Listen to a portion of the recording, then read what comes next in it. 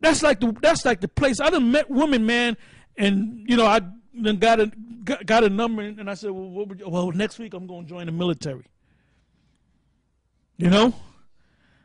So you know what? You're going to die in the military. You're going to die over there, man, because this war that Barack Obama is setting up, World War III is right around the corner.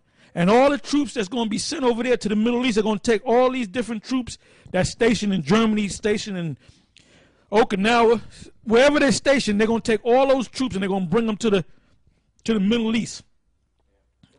And that's where you're going to stay there. You're going to stay there. You're going to be a part of that soil. All right? Go ahead.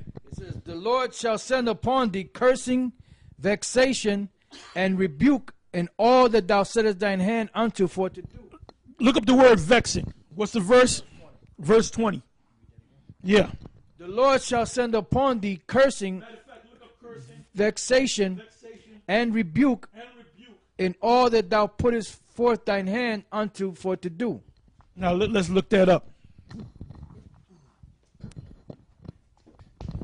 Yeah, Deuteronomy 28 and 20.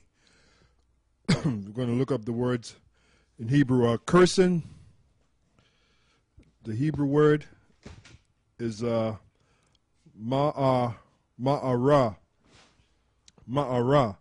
which means curse, cursing, curse. That's pretty much it there.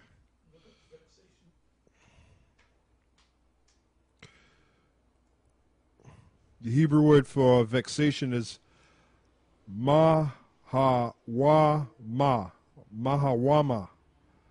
which means tumult, confusion, disquietude, discomfiture, destruction, trouble, vexation, tumult, confusion, disturbance, tumult, disquietude, panic, discomfiture.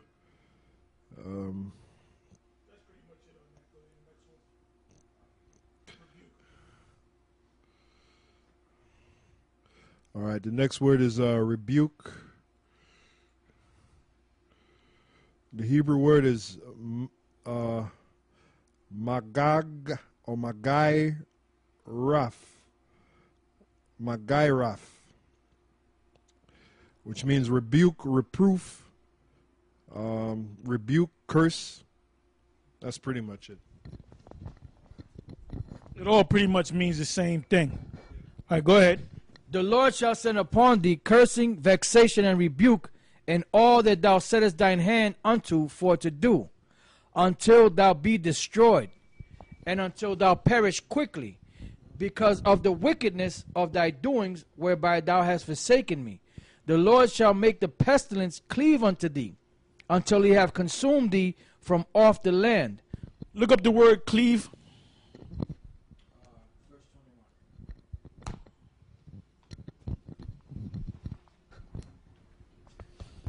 The Hebrew word there for cleave is the bach, to cling, stick, stay close, cleave, keep close, stick to, stick with, follow, join to, overtake, to cling, cleave to cause to cleave to pursue closely, to overtake. And down here, to cleave, to adhere, especially firmly, as if with glue, to be glued. And let me see if there's anything else. Pretty much says the same thing. I'll read it again. It says to cleave, to adhere, especially firmly, as with glue, to be glued. And then they give you an example, a kindred root. Yeah, that's it. All right, let's read on. It says, the Lord shall make the pestilence cleave unto thee, until he have consumed thee from off the land, whither thou goest to possess it.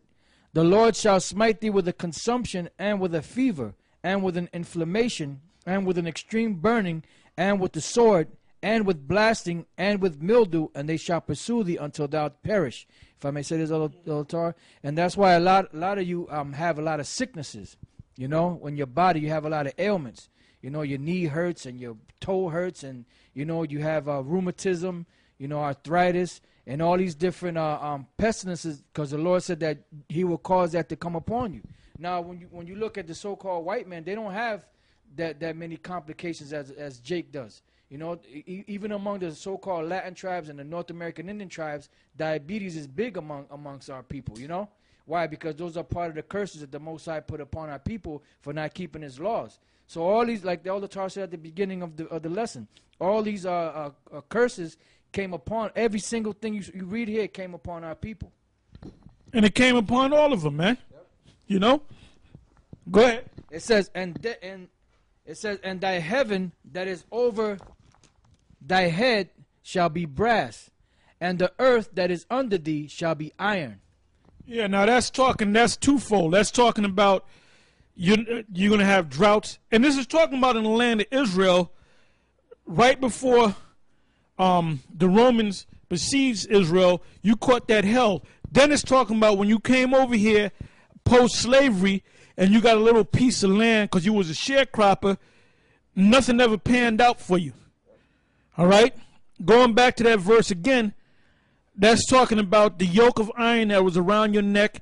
And not only did you have a yoke of iron, you had a device that had a bell made out of a metal or iron over your head in case you ran away. And you had shackles on your feet. Okay? So that's that right there. When we read this down, and you do through a process of elimination, who does this fit? Go to the history of all nations. Who does this fit? And it fits, mainly it fits on Judah. All right? This is mainly on Judah. But all the other tribes caught hell too. But the ones that got the yoke of iron around their neck is really Judah. They caught the most hell because Esau had the most hatred for Judah. Go ahead.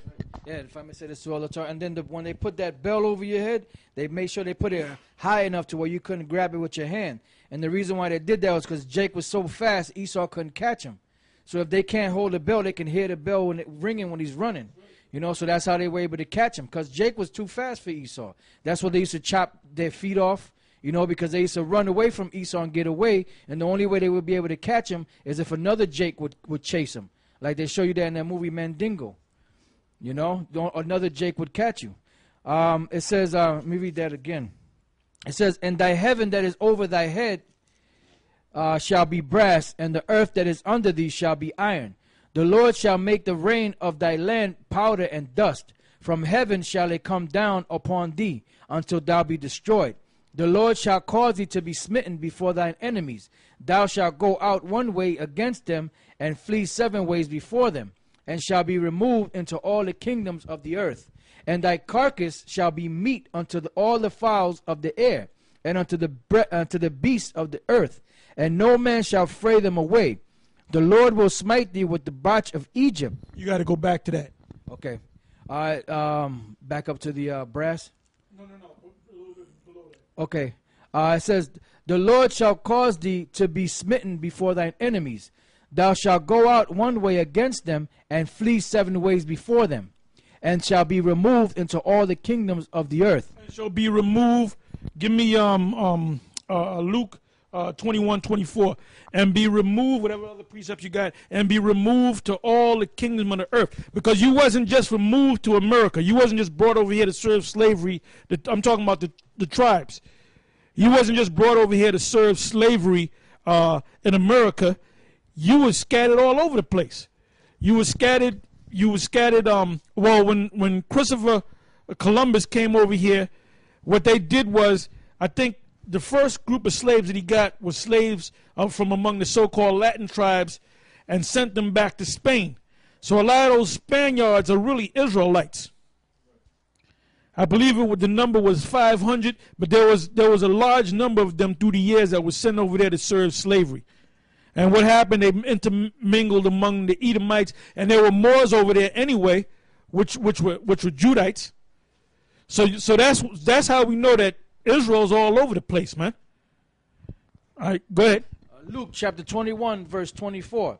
And they shall fall by the edge of the sword, and shall be led away captive. Right. And now go up a couple of verses. Verse 22. For these be the days of vengeance. Go up to like the fifth. Go up to like the. I want to get some more meat out of it. Go to the 18th verse. Verse 18. But there shall not an hair of your head perish, and your patience possess your souls. And when you shall see Jerusalem compassed with armies. Now this is the Lord speaking, Yahweh Shai speaking about when the Romans. This was referred.